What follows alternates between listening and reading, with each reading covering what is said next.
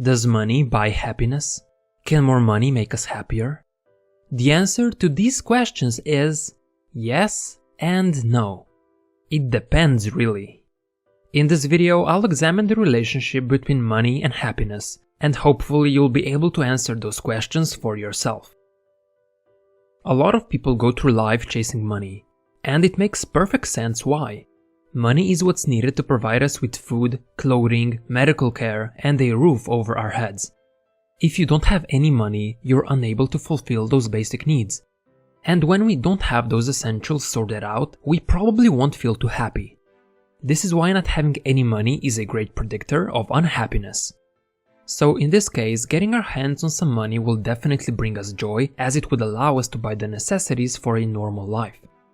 Now, you don't have to be living on the streets for money to make you happier. Living paycheck to paycheck and constantly worrying if you're going to be able to pay your bills and make it through the month has been shown to cause a lot of stress. Also, being thousands of dollars in debt and not knowing how you'll pay it off has been linked to depression, anxiety, hopelessness, and a lower life evaluation. Money would again make you happier in this case, as there would be one less thing to constantly worry about. A huge mental burden would lift and you would have a peace of mind. But when it comes to income, how much money should someone be making in order to maximize their happiness? In most cases, someone who makes $50,000 per year will be happier than someone who makes $25,000. Therefore, it would make sense to assume that $100,000 per year is going to make them even happier, right? Well, not quite. Above a certain point, making more money doesn't equal more happiness. Someone who makes $100,000 per year isn't much happier than the person who makes $50,000. Back in 2010, a study published by Daniel Kahneman had shown that in North America, making more than $75,000 per year didn't improve day-to-day happiness. Money certainly helps with overall well-being up to a certain point, but once you're sitting comfortably in middle class, more money probably won't make your average day any happier. Of course, it has to be noted that 75,000 is the average number, and depending on where you live, this number will be higher or lower. If you live somewhere expensive, such as San Francisco, more money will be needed to satisfy your needs. But if you live somewhere much cheaper, making $30,000 could already be enough. Another thing that you shouldn't forget is that this study was done in 2010 and the dollar has lost some of its value due to inflation. So as more time passes, this number will only get higher and higher. Now, the same study found that while making more than $75,000 annually won't bring you any additional day-to-day happiness, it does bring higher life evaluation. This means that when people are reflecting on their lives, those who manage to make more money tend to be more satisfied with how their life has turned out, even past the $75,000 mark. And one of the reasons for this might be due to social comparison. Play along with me here for a minute. Let's say you've applied for a job at Better Than Yesterday Incorporated. They have 3 different positions you could fill, positions A, B, and C, and all of them come with different salaries.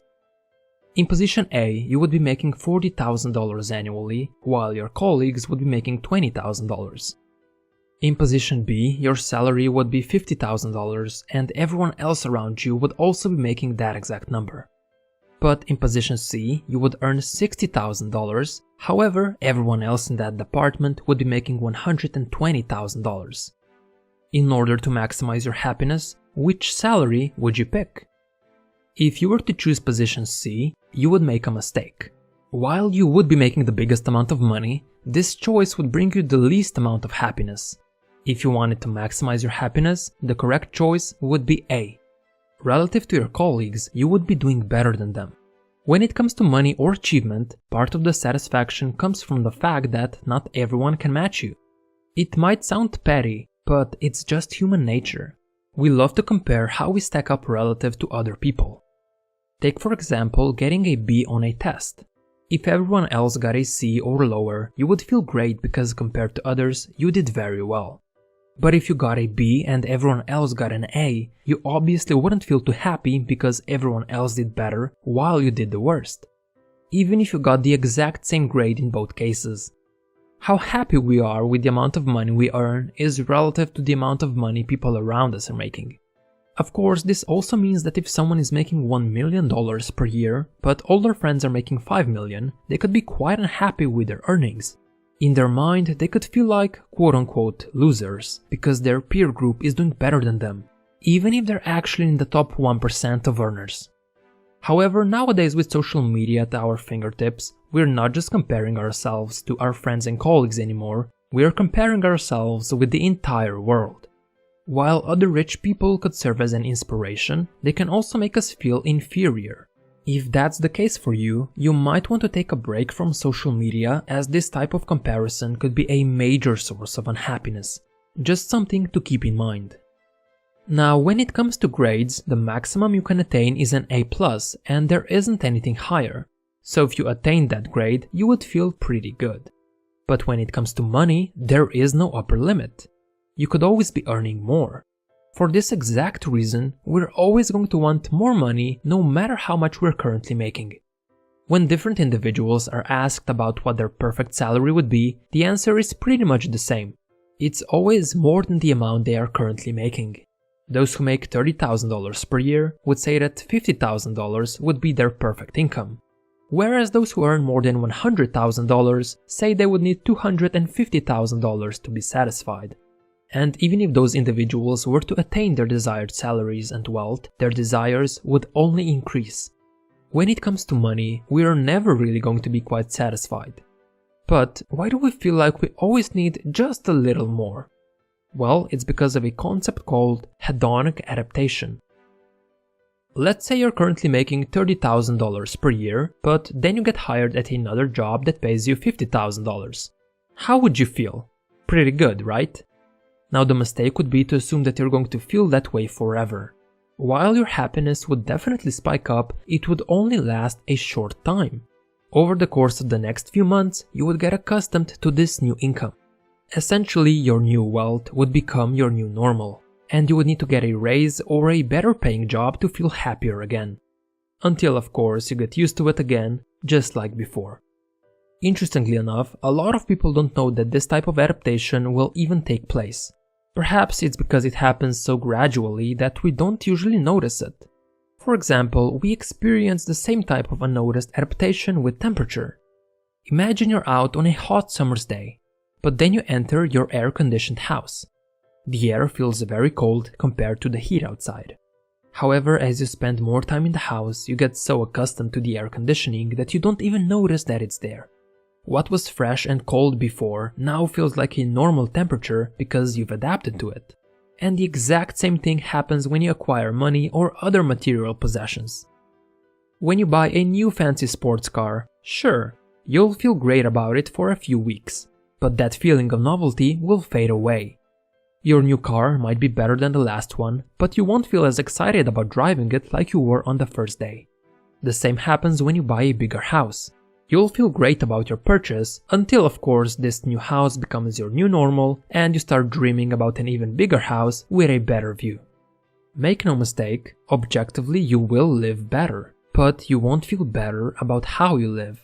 Every single time you will adapt and feel like you could use a slightly better car, a bigger house, and a little more money.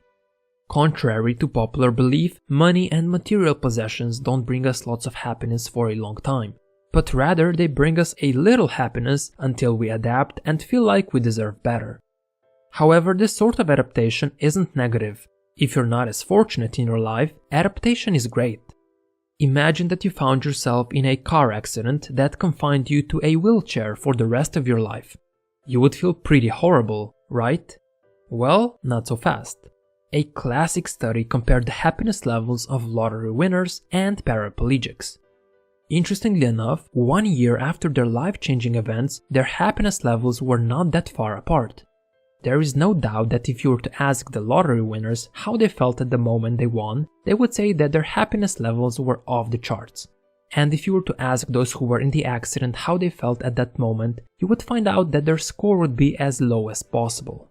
But as time passed, both the lottery winners and the paraplegics got used to their new circumstances, and their happiness returned to roughly the same point it was before their life-changing events. But make no mistake, the lottery winners were still happier than the accident victims, just not by as much as one would think. So as you can see, if you're not as fortunate, adaptation is very useful. However, that same study found that those who win the lottery face a different problem. A lot of them now have a diminished ability to appreciate the small things in life. Things like a freshly brewed coffee in the morning or a lovely sunset just aren't as enjoyable any longer. This happens because the lottery winners often rush to spend their money on the best things life has to offer, and their standards suddenly increase. When you get to experience the best, what was previously considered good isn't good any longer. Instead, it's considered suboptimal. Your new standard is only the best. You can also think of it this way. If the first car you buy is a $500,000 Ferrari, how would you feel about driving a $50,000 BMW? Probably not that great. Your expectations would be set so high that everything below a $500,000 car would be seen as a downgrade. And this is exactly what lottery winners experience.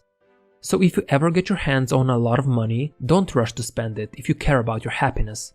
Otherwise, you will quickly raise your expectations to such a high level that whatever brought you joy before now won't. Or at least it's going to be in lower amounts.